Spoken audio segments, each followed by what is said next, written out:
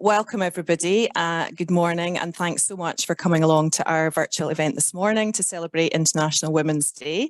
My name is Gillian Carty. I'm the Partnership Chair here at Shepperton Wedderburn, and it's my privilege to have been asked by my colleagues in our Gender Focus Group to chair this event this morning. The theme of this year's event in celebration of International Women's Day is levelling the playing field through equity, and I'm very much looking forward to our discussion around the difference between equality and equity and how equity can help address issues of underrepresentation. For those of you who've attended this event in previous years, you'll know that the format is a panel discussion. So I'd like to start by introducing you to our three panellists who've kindly agreed to support our event and participate in our discussion this morning and share their insights and their perspectives. So firstly, can I introduce you to Celine Ballantine? Celine is a lawyer working in an in-house role with a global investment bank. Celine advocates for neurodiversity and the hidden disabilities within the legal profession, and she shares her first-hand experience of the barriers and the challenges brought about by inequity to offer a neurodivergent perspective.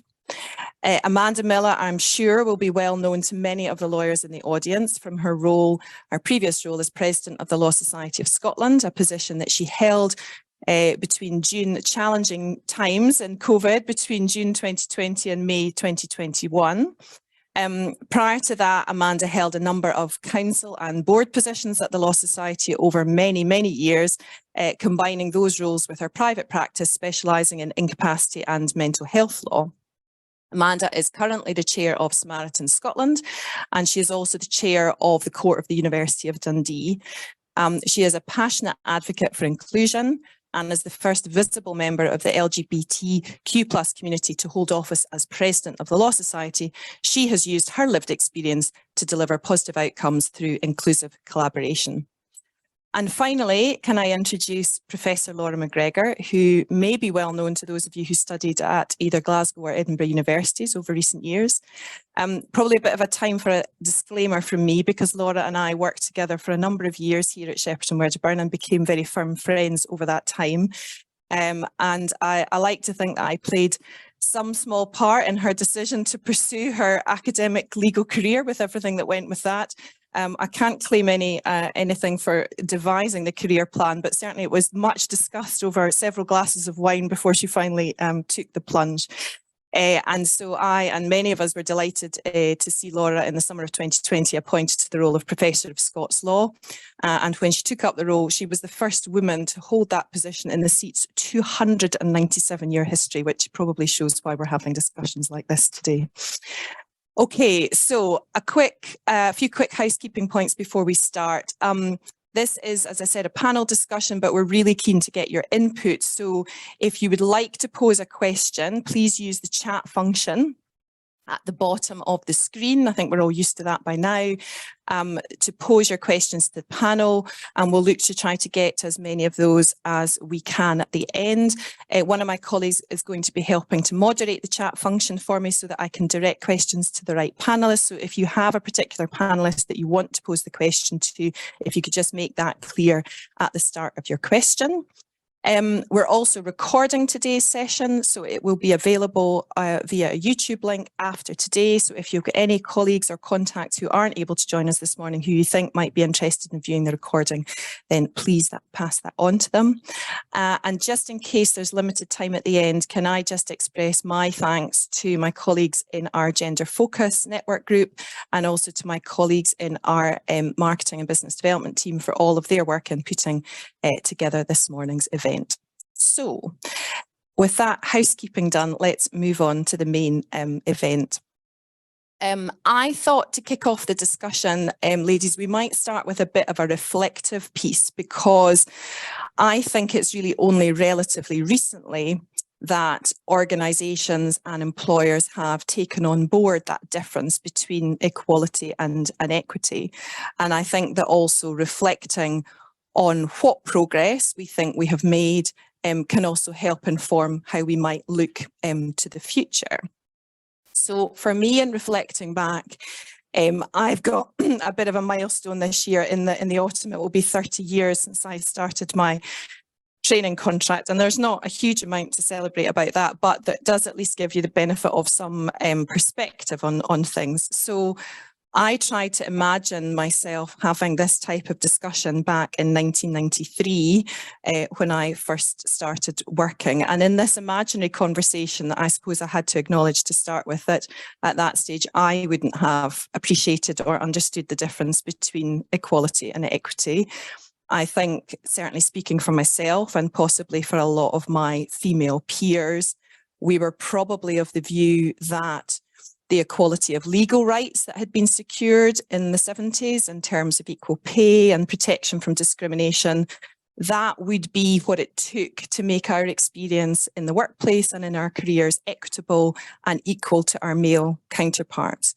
And without doubt, a lot of progress has been made over that time. More and more women during my career have gone on to achieve positions and roles that previously, when I started out, were the preserve of men. And it's obviously right that we celebrate that progress, but I think we also, in a discussion like this, have to be honest.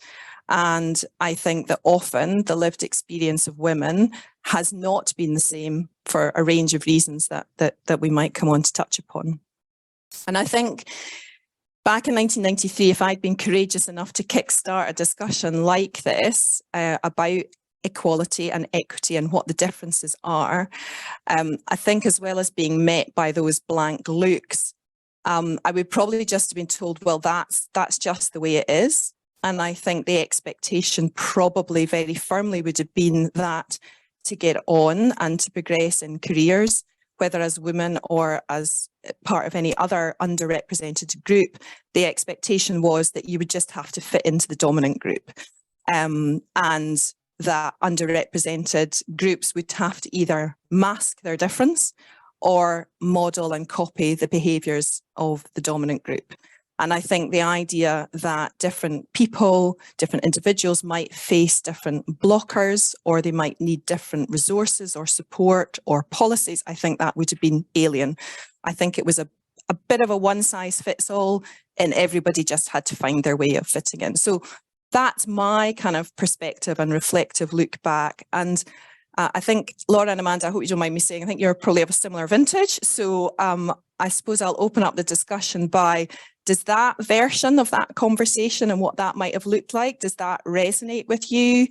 Do you think we've made progress? And if so, what factors do you think have helped us in that? Laura, can I maybe start with you? Yes, thanks very much, Gillian. Many of the things that you've said definitely resonate with me. And I think one of the things which strikes me looking back over my career is that some of the problems we face are structural problems which are very difficult to solve with specific rules. And I suppose one of the things I would highlight would be maternity leave as something which provides one of the challenges where it's very difficult to apply rules to resolve the issues that arise. Speaking about the university sector in particular, one of the things that we have to do in order to be promoted is to put together a case which contains details of all the activities that you've been involved in for the last many years, which might involve speaking at conferences or working in projects which cross different universities. And of course, if you've taken several periods of maternity leave, there are large spaces or gaps in your experience, and therefore the extensive paperwork that has to be put together in order to be promoted, in order to apply for promotion, contains gaps which are very difficult to deal with. So long periods of maternity leave, meaning that you're in a different position from many others at work in relation to your ability to apply for promotion, and this can potentially lead to delayed promotion. And I think what I would say in particular about the academic sector is that many of these activities are informal ones where they take place in spaces or locations which are very difficult to regulate. For example, it might be an edited book which is happening, and you're relying on invitations from people to contribute to that book. And these things are not really regulated by any employer. They're very informal. They involve getting to know the people concerned. And so, at this moment, we still see academic books coming out which, really are very lacking in diversity in the authors, or conferences where the speakers are lacking in diversity. So I think although we've made progress, and for example, women in academia are supported to go for promotion, to apply through that process, the gaps which occur because of maternity leave are very real. And this is very difficult to tackle, particularly because some of the experience you need happens in a very informal way in conferences which take place in different universities, or projects which take place between universities, which are not regulated by one employer. So I think maternity leave for me is like the academic equivalent of the golf club conversations around business development. It's a similar kind of thing, isn't it? Absolutely, absolutely. I'm sure people listening will be able to apply their own parallels. It's these informal spaces which I think are so difficult to regulate or apply rules to. And perhaps for me, that seems to be a challenge as to how we deal with that with legal rules. Great, thanks very much for that, Laura. Amanda, can I come on to you and maybe just ask the same question of you? What's your perspective on progress that's been made and the gaps and so forth? Sure. It perhaps won't surprise people, but I'll take a slightly less academic approach and kind of rules-based approach in relation to this. I think that there is a significant need for culture change, because actually if you get to the point of culture change and you get to a greater degree of inclusion, you have a better chance of people having a better grasp of, somebody might go on maternity leave, somebody might want to go to a particular group, but if you have it and it involves alcohol and it involves various other bits and pieces, that brings challenges in relation to people's inclusion. So it's about how we broaden those things out. But if I look back to when I was a trainee in the late 90s, I was reflecting on this last night in relation to how things have changed. And my first thought was the Dear Sir, Madam in relation to introductions. And actually, when I reflected on when I was a trainee, it wasn't even Dear Sir, Madam, it was Dear Sirs. And I remember that actually, I think I had a conversation with one of my colleagues and said, we need to change that. And, and I thought I was being pretty smart by changing it to Dear Sir, Madam, on the basis that it was predominantly women who worked in our office. Not surprisingly, the senior partner in the office was a man. But in fairness, I had a conversation with him and said, look around, and when we are writing, we will be writing to probably predominantly women. If you don't want to feel excluded, let's leave the sirs in, but come on, let's be a little bit more inclusive. But we're 20-ish years further down the line, and things have moved on again, and that's fantastic. It's one of those situations, because initially I thought, should I talk about that? Because that's really inappropriate now, Dear Sir, Madam. I would say it's really inappropriate. But equally, I've been involved in practices who were doing Dear Sir, Madam 4 years ago. And you've probably got colleagues who still receive letters that are addressed in that way. We will. And I've had regulatory colleagues who have said to me, but it's a matter of form, and it was that kind of version of it's always been that way, therefore we can't change it. Really? Why has it always been that way? So it is about having those conversations about how we potentially broaden out the conversation. But yes, things certainly have moved on. If I look at it from a Law Society perspective, Law Society's been in existence. I can't compete with Laura's first after 297 years. Can't compete with that. But frankly, it's about time. But equally, in relation to my appointment, it was about time.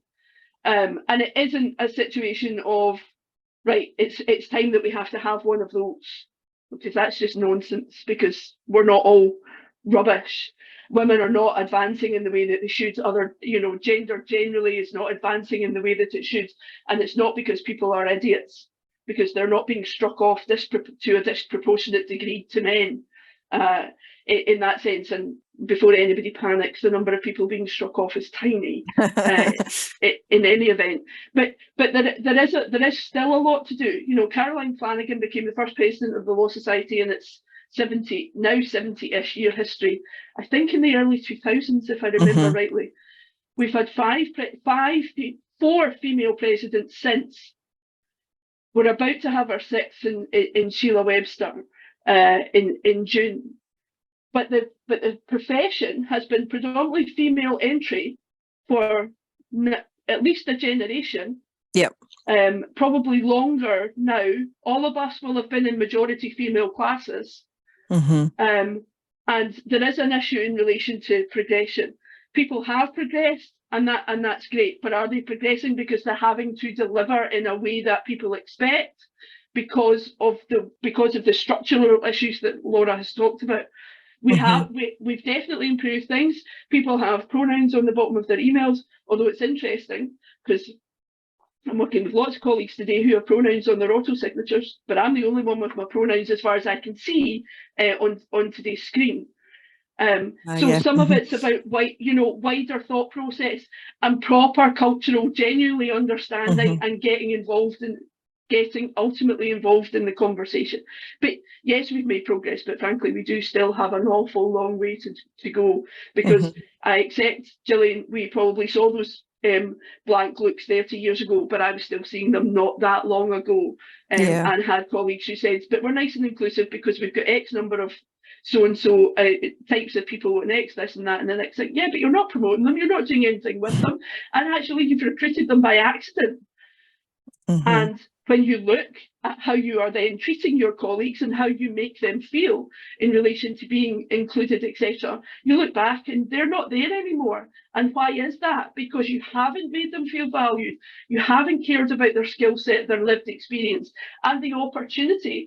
From a blunt perspective, from a business perspective, there is a fundamental business opportunity in having a diverse workforce. If you have a diverse workforce, you make better decisions, you make more money, and people feel better about themselves. You also have less, in the longer term, you are likely to have less challenges in relation to recruitment, because people will want to come and work with you because they know that that's a place where they will feel valued. They're also more likely to stay.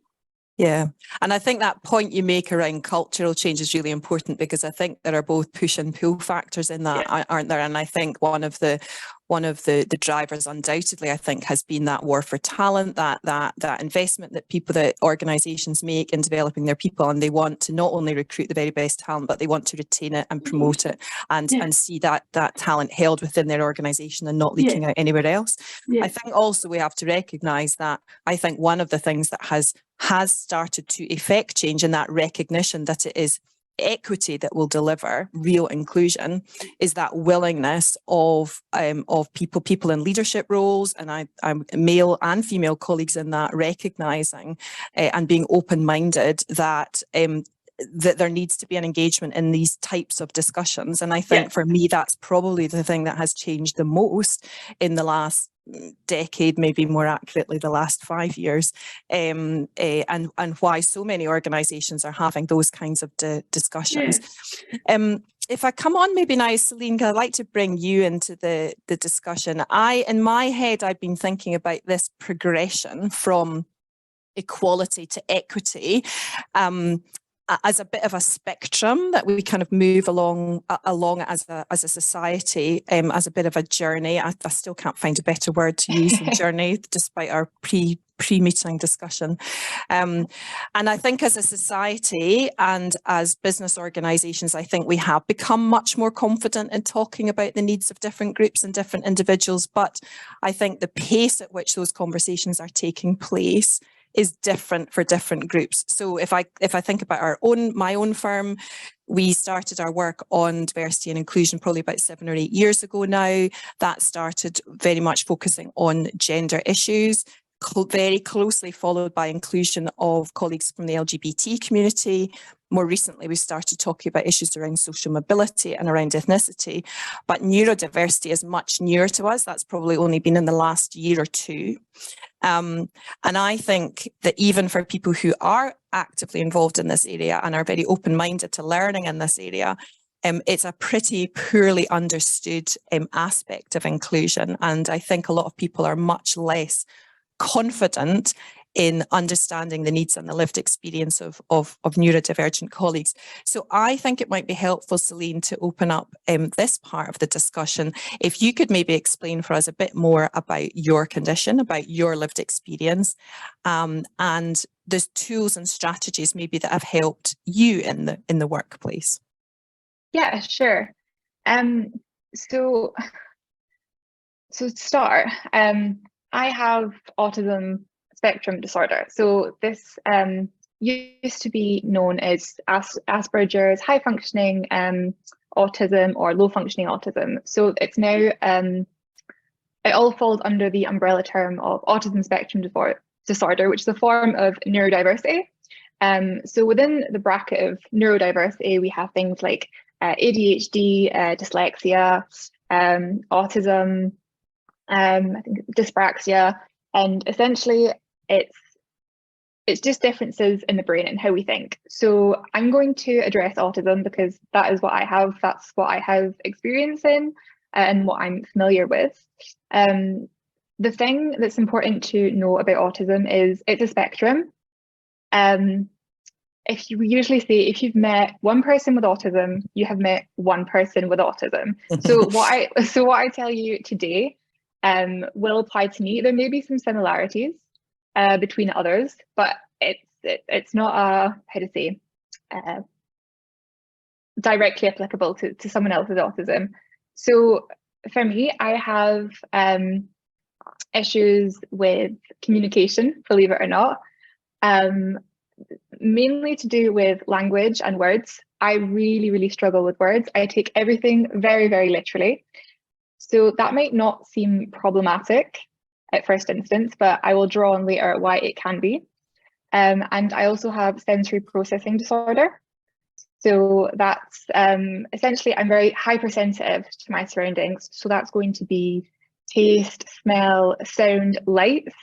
And too much of this, of being exposed to this, can lead to what we call like sensory overloads or meltdowns. And it's just too much. My brain cannot process it. It's just too much. So far, my experience in the workplace has been, or I should maybe start going back to academically, how things have been for me and how things have progressed, as I'll actually draw on this later as well.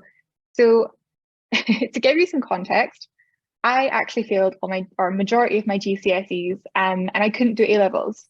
I really, really struggled academically. However, I did an access course to get into university, and a lot of this was done subconsciously because I actually got my diagnosis very, very late. I then went on to university, and I got a first class honours and some academic awards. I then went on to university to do a postgraduate degree. So I did my master's, I actually did it at Edinburgh University and came out with a first class honours of that as well. So clearly I was able, I was Undoubtedly.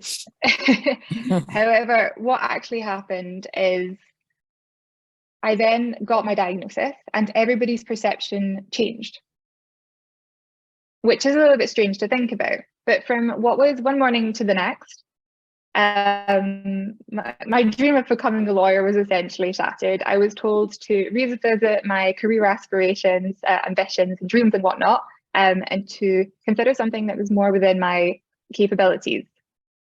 So in a very lawyer-like way, I looked to the evidence available and tried to see how much weight we could actually give to this. And to me, I thought, hang on a minute, I've done pretty well at university. Granted, beforehand, there was some difficulties, but somehow we managed, we coped, and I got to where I am today, and I've delivered results, right? So with that in mind, I thought, I'm going to disregard this evidence and carry on. So that's exactly what I did. So after overcoming the barriers that I had in education, which a lot was done subconsciously, and I just did it. I found ways that worked for me, and I used tools that worked for me to deliver those results. So then when I started working, I had the professional challenges that I encountered. So I think the best way to illustrate this is to just pull up some slides, if that's all right. Because Yeah, I of think course. I think it's the best way to try and show someone what cannot be seen. So I'll see if I can pull these up.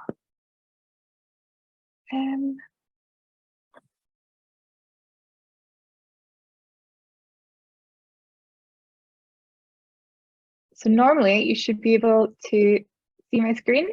Yep, got that. Great. Oh, that's not the button I need. Put full screen on. There we go. Perfect. Great. So I thought I would give you some insight into my first week on my new job. And as Gillian mentioned earlier, I work in an investment bank. So looking at this slide, you might be a little bit confused. So was I.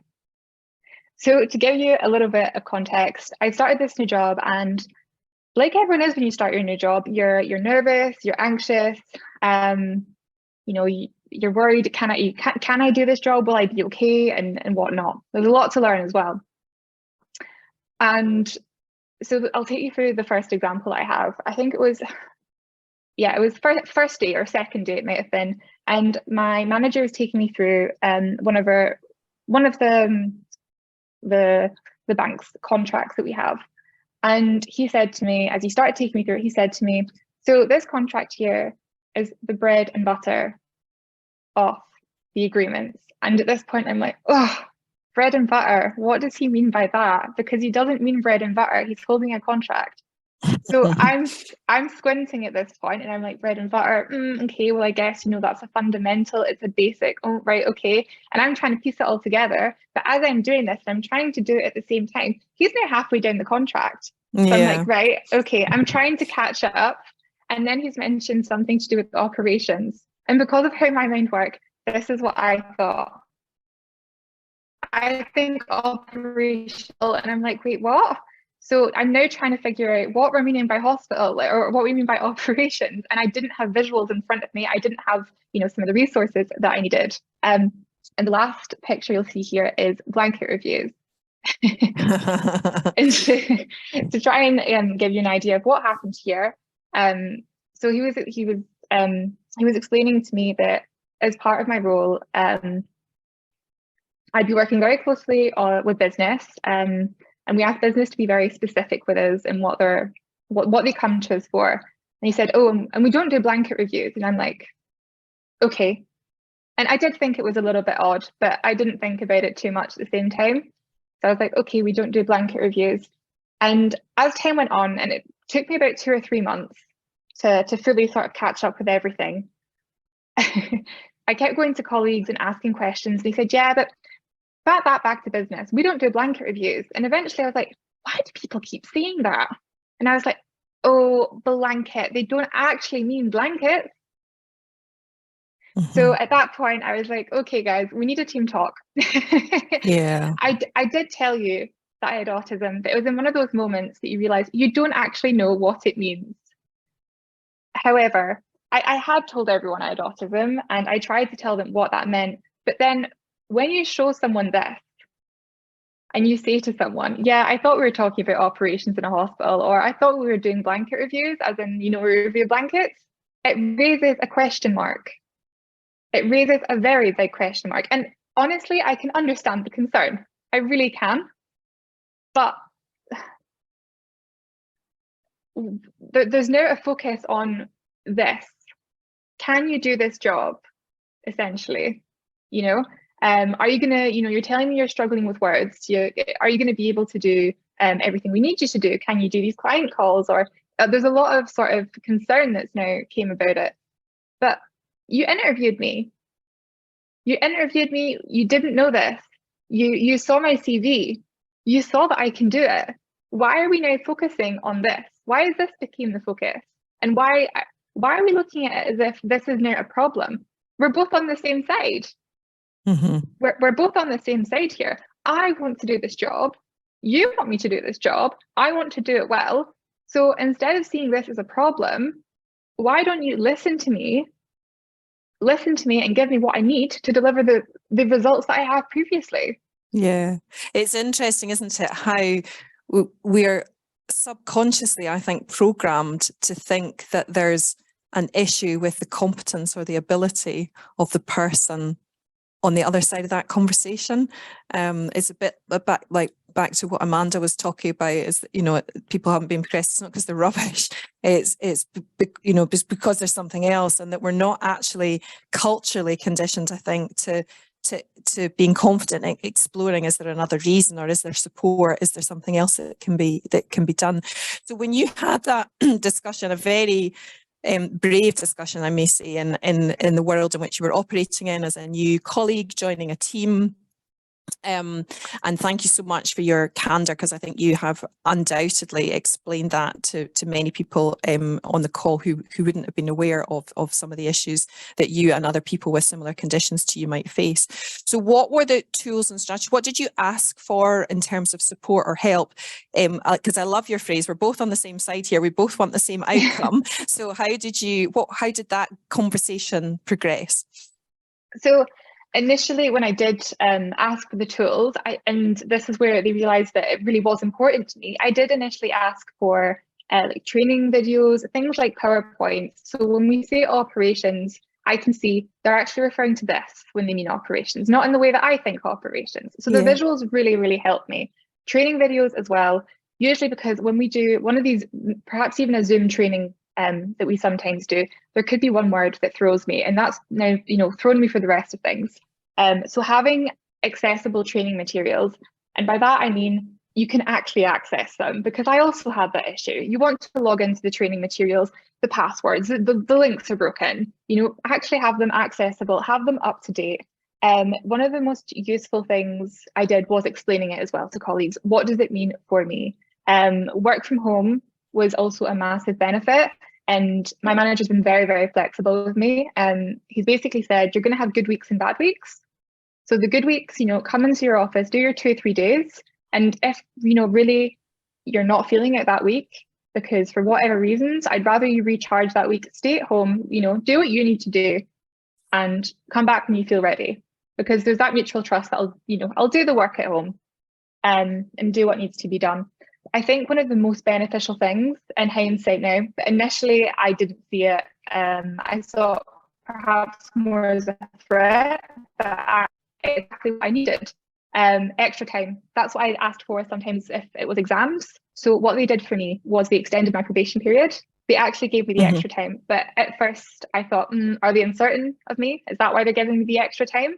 But actually the extra time, it gave me the time that I needed to digest all these, you know, words, different concepts and whatnot.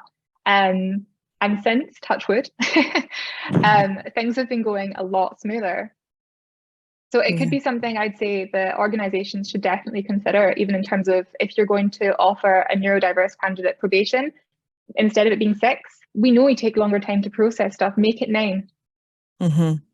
And maybe part of it is back to that cultural piece as well of making sure that the environment is one that both you and the line manager feel confident and equipped to have those conversations and know that it will be a non-judgmental conversation, it will be a supportive conversation, and one that is devised at getting to the root of how can we work together for that common purpose? What is the support that we can offer? How can we do that for you? And not just you, anybody, but you know, how do we have that? And I think that probably that environment, people are scared of asking things they don't know the answer to. People are scared of getting into conversations that they're uncomfortable with. But that cultural piece that Amanda mentioned at the top of the call, I think is so important to having those kind of discussions.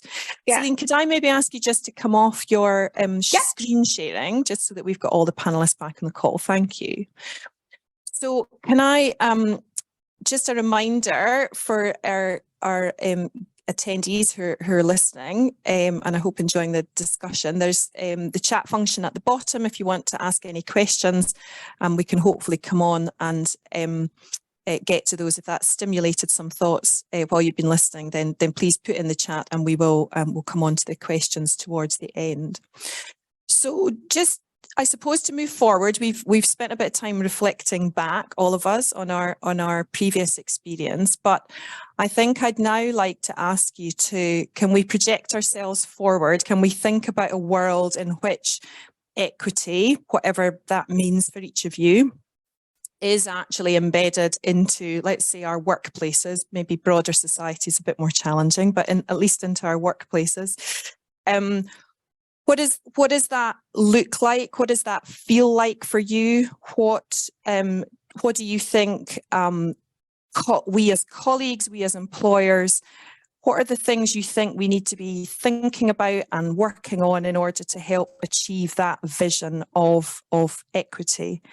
Amanda, can I maybe come to you first?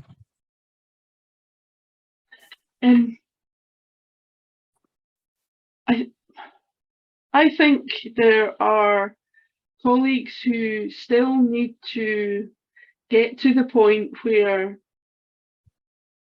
equity is not a threat to them and their previous existence, that actually there is a real benefit to everybody and ultimately to them, because I think that's always been one of the challenges in relation to equality. People have objected to it because it's made them feel as if something they had was being taken away from them, and frankly, that zero sum, something exactly, comes one way and it comes out the other. It has simply never been the case. So there is that wider education piece in relation to those colleagues who don't get that, and I think sadly there still is an education piece in that respect, because I remember having conversations with colleagues when I was president, and I would talk a lot about well-being, and I would talk a lot about inclusion, and I would supporting colleagues in various things. And I remember having regular conversations with colleagues saying, I don't have time to deal with colleagues' well-being. I've got 6 people off sick. And I'm like, duh. And, I don't have time to think about having an inclusive workforce because I've got 6 people off sick and I can't get stuff done. And my answer to that is you don't have time not to care about these things, because that's how you get people feeling included and involved in life and in being at work and feeling valued. I mean, certainly from my perspective, and I think this came across a lot from Celine's presentation, it's about feeling valued. Most of it, lawyers generally are not dim. If you made it through a law degree, you have a fair level of intellectual ability. It's those next stages, and that's why I talk about cultural change, because it is about how do we value all those other experiences that then make us all better at our jobs, that then make the outcomes better. And also actually, given some of the challenges at the moment, having the courage to stand up alongside your colleagues who are underrepresented, who may be part of a group that's not in receipt of a phenomenal amount of support when you talk about that wider societal challenge. The solicitor profession, in theory and in reality, from an ethical perspective, we are supposed to act without fear or favour. We are confidential guardians of our clients' information, etc. If we truly act without fear or favour, we need to stand up potentially more often. And I think it's great to see colleagues who care about their colleagues. They have affinity groups, gender focus groups, and various others, and potentially more of that. But that isn't realistic in lots of organisations. But actually caring and valuing your workforce as a set of human beings would be a phenomenal start. Yeah, I mean, I think the power of the ally in whatever shape or form that takes, I think is really important. It's when I first started getting involved in this area, it was something that I don't think I fully appreciated the impact, but I think what I have learned is that it takes the pressure off somebody else to have to do the shouting, to have to do the asking, to have to do the advocating for change, and it makes those of us who are in leadership positions, I think, have a responsibility to use that for the betterment of others, and I think that that anybody, as a colleague or as a line manager, whatever, that kind of ally and that kind of support that Celine has talked about, but we see it in all sorts of other contexts, I think can be really helpful in creating that that cultural change. Yeah. I agree entirely with that, and I remember speaking at a number of events and having colleagues come to me and say, thank you for speaking up because that will make my future easier. Now, that's actually in its own way slightly heartbreaking to hear that, because you want people to already be in that environment, but actually stepping up and where possible. And I agree with you in relation to leadership roles. It sometimes gives you pause for thought, but actually if you're prepared to take the job, you need to be in a position to step up. And if you're in a position to step up and step out, that will be how we will make change in that wider context, so that people feel that we provide them with a safe space as well. Laura, can I come to you next, and just again that same question, in a world where equity is embedded, what do you think that looks like from your perspective? Yes, I think Amanda's talked about cultural change, and I would agree that given that the problems are very structural, I'm unsure whether legal rules are really going to make a difference, and focusing on cultural change, it seems to me to be very important. I would also agree that there are times when it's obvious to me that people are not being included in, for example, conversations or decisions. And as someone who has been promoted, it's much easier for me to actually speak up and say something about that. It is very difficult for people to do that, because sometimes you feel like you're a troublemaker, or you're being treated as a troublemaker. But as a promoted person, it's easier to do that. And I think we could all focus on trying to do that as much as possible. For example, where for whatever reason, a certain part of the audience is not speaking as much as they should, is not being given the chance to speak as much as they should. I think beyond that, I feel that universities provide a lot of training in diversity issues, but the audience becomes self-selecting because people who are interested in that go to those events. So looking to the future, my view would be how we focus on broadening the audience and broadening participation of everyone in issues in relation to diversity. And I think some of the universities who do this really well manage to embed diversity issues into every single part of university life. It's not just that you have an equality and diversity committee that meets people, involving people who are interested in that. It has to be part of every single decision made in the university. So as Amanda says, our colleagues are all very intelligent people. I think if people can be engaged in conversations in a thoughtful and patient way, then we're more likely to bring diversity issues to a wider audience. So I think that would be my aim, to sort of broaden the audience and broaden the discussion. And I think those who are not coming, that resonates with me sometimes, being in meetings or discussions where I feel as if we're in a bit of an echo chamber, where we've already got everybody who's on the same page in the room or in the discussion. And I think that lack of engagement is quite often down to people not appreciating the power of their involvement in something. They don't think they've got anything to bring to the table. They don't think that they've got a contribution to make. They going back to Amanda's comment about, it's a zero-sum game, they, maybe feeling that this would adversely impact on them in some way. And so I think that's a real cultural shift that we need to get over. Celine, I was going to pose the same question to you, but we've actually had a few questions coming through which are directed at you. So one of the questions was, do you think that working in-house helped play a role in being supported by your employer? So I'm wondering if that's a question directed at whether you think there would have been a difference between your in-house role and maybe a private practice role. I'm not sure if the questioner could clarify, but that let's put that to you. I'll just check I'm not on mute. Yeah. I don't think so. I don't think there's really any excuse nowadays in terms of the support that can be available. When I think about what I do, I do work from home, so I get the flexibility. But I do still have to go into the office.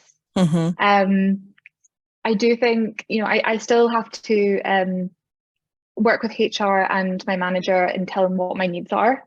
And I think whether you're in private practice or in-house, these are things you will have to sort of engage with, I suppose, or do. Sometimes I do wonder, is it maybe slower paced in private practice? Possibly, but I also know that I have done some challenging things in the past, and I wouldn't limit myself either. So you're questioning whether the pace in the investment banking environment you're working in is slower paced than private practice? Possibly, who knows? I think that's unlikely. No, I honestly think nowadays there's really no excuse. Yeah. Whether it's in-house or private practice, between the tools available, the flexibility with working. I also know, like, my team that I work with are very good. I can drop anyone a question over Teams. They can jump on a call with me. I really don't think there's any excuse nowadays. Okay. So we've had another question. So Barbara Brown has asked, what's the best action you've experienced in your organisation where leaders have focused on moving the dial in terms of equity for colleagues? So I think that's that's an open question. Laura's looking pensive. Let's go with you. What do you think is the best action that's been taken? I was looking pensive because I was trying to think about I suppose in relation to the best action, I think it would have to be something which is very direct, which involves perhaps the people who traditionally haven't been that open to these ideas, and that might be perhaps involving them in the process a bit more by speaking to them on a one-to-one beforehand, before a big decision has to be made. I think that sometimes people who are not necessarily used to ideas of inclusion feel slightly threatened if there's a body of opinion that they feel doesn't involve them. So perhaps arranging things beforehand or speaking to people individually beforehand to try to dispel some of that. Some of those feelings might be the way I would do things. My feeling sometimes is that as soon as it becomes entrenched, as soon as it becomes two people at different sides of the room, then you've almost lost the battle. So you have to think of much more subtle ways of dealing with issues. Mm-hmm. I'm not sure if that's entirely clear what I've said there, but I think you need to think about the way to go about it to get people to listen. Yeah. So we've got a related question, I think, that probably segues quite neatly. And the question that's come through is whether we think that employers are hesitant to challenge those who are perhaps less open to embracing ideas of inclusivity, and what would the encouragement be to employers to address that and to tackle those views. Amanda, you've obviously got a law society perspective and a range of employer members of that society, a range of firms, different sizes, different approaches, different areas of business. Do you have any perspectives on that? It's interesting that question is worded on the basis of employers and what they might do if they have colleagues who are racist, because quite often actually it's the people. It can be the people at the top, and I know that's not true here, but it can be the people at the top, and it's them you have to persuade. Mm-hmm. So that can be where some of the challenge comes, particularly when it's young people. To come back to where we were in the beginning, young people new in their career. How do you step up, step out, and challenge that kind of situation?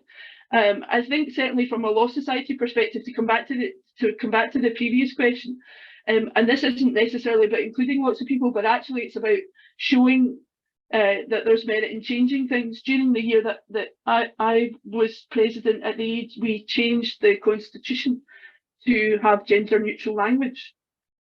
And for an organisation that is not always as dynamic as one might like. To achieve that in a fairly short space of time without objection, I think says a lot for the profession as well as for the regulatory body. It also hopefully says something to the people within the profession that go, oh, really? That actually know that your regulatory body, your representative body is prepared to step up, step out in the interests of because it sets a tone, doesn't inclusion. it? It sets a broader tone. It absolutely does set a tone. And one of the other things from my perspective in relation to how do you start to change the dial is it's a bit like the self-selecting. We have EDI seminars, etc. So they become self-selecting. We have mental well-being seminars. You see the same people. Hi, it's lovely. Isn't it great? The way to deal with those, in my view, and this was one of the things I looked at, certainly when we were at Law Society and spoke to colleagues, was put an EDI seminar in every day CPD. Put mental well-being in some of those as well, and do not put it at the end of the day when they have an opportunity to say, I've had enough for today, you don't need to teach me that kind of idea. Because then you have the opportunity to access people who wouldn't turn up. And start to the drip, drip, drip, because they hear it. You know, we all go to lots of seminars and hear various things, and sometimes you go and you come away going, I'm reassured I haven't made a whatever of that, but you always pick something new up. And if you, that's a way of starting to influence some of the people who think this is not for me, or what can I contribute? This is a waste of an hour of my day. But if they're going to a seminar that's an entire day and they hear a little bit, it makes us all stop and reflect. We live in a world where we spend our lives, most of our lives, thinking. Yeah, and I think some of that cultural change probably has to be almost achieved by stealth. You know, it just happens in the background. It just things, and I think that the I think the point that was made earlier is it's so important for it to be absolute inclusion to be embedded in an organisation needs to mean that it impacts on everything. It impacts on your recruitment, on your progression, on the kind of events you run, how you run the events, how you engage with your suppliers. It covers the full gamut of your business. It's not just something that people like me rock up and take responsibility for. It's not just stuck in the HR department. It's the responsibility of everybody. Sure, HR teams and diversity and inclusion officers, they've got a particular role to champion certain things or to do some of the hard yards around data and demographies and that type of thing. But that cultural piece cannot be achieved if it is just sitting in one bit of an organisation. It has to be embedded. So it's embedded in line manager training. It's embedded in everybody who's training to do interviews. It's embedded across the piece. And that's how that sort of change by stealth, not giving away my own particular style, but that's how that change is probably probably most affected. Right, let me just have a quick look back. And a question suggested that this is maybe one for you, Amanda, but will we be more inclusive when we don't use labels and say everyone is included rather than specifying different labels or groups? That's absolutely an aspiration, but we are so far away from there at the moment that actually I think these personally I'm not in the I absolutely see the benefit of affinity groups, but I also acknowledge why some people say, well, why are you at 4 different groups? Because some of that's about making people understand that level of intersectionality and the challenge that comes from that. In an ideal world, we wouldn't need labels, tags, individual groups, etc. But we are so far away from that. And also in relation, because I think the question particularly mentioned LGBTQ+, there is still a need for safe spaces for people who have an understanding of one and who perhaps have elements of shared experience. Because Celine's absolutely right. We're all different. You know, you met one person from the LGBTQ+ community. You've simply met one person from the LGBTQ+ community in the same way that you might have met one person with autism. We are all different, but people do have shared experiences that they sometimes feel safer to exchange with people who have a greater level of empathy and lived experience with which they can relate.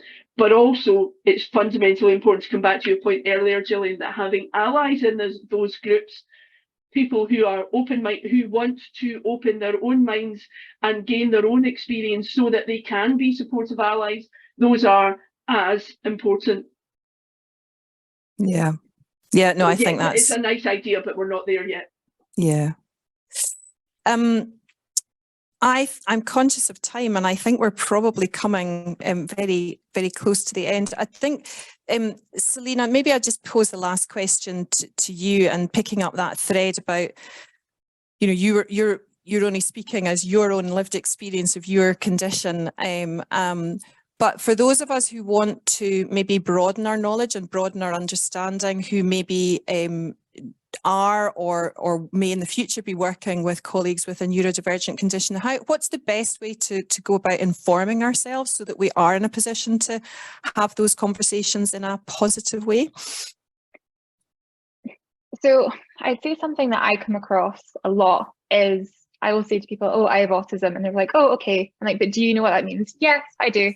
And then within seconds, I realize they don't know what it means. Yeah. And obviously, because it's a spectrum, I would say you really need to understand what does that mean for the individual. Yeah. It really is, you know, a sort of unique experience. And I'd also say, you know, some people have actually said to me, once I've told them and I've had a conversation with them as well, and this is what I mean, sometimes the perception shift, they've paused and gone, oh, do you understand what I'm saying? Mm-hmm. And it can sometimes be a little bit condescending. And you think, yes, you know, I did go to university, I've achieved all these things, I speak English. Yeah. So it's a lot of the time is, I would say I'm happy to talk about it. More people usually, a lot of people are, because it's the understanding that really makes a difference. Yeah. When people presume or assume that they know and they don't, it can actually be very condescending and very infuriating at times. So I'd say for someone who is neurodiverse, ask them what it means for them. And if you're unsure, check your understanding, ask questions. Yeah, be curious, ask. Yeah. And I think that probably goes for a lot of aspects of inclusion, that assumption that people know what somebody else is experiencing or has experienced is usually fraught with potential danger. So listen, that was fantastic. I thoroughly enjoyed hosting this. Thank you so much for your contributions, for being so candid. I really enjoyed that. I think it's been a great event. Thank you to everybody on the call. Thank you for your questions. Sorry, I haven't got through any more of them. But thank you for joining us, and we'll send out the link. And I think we'll bring it to a close. Thank you very much, everybody.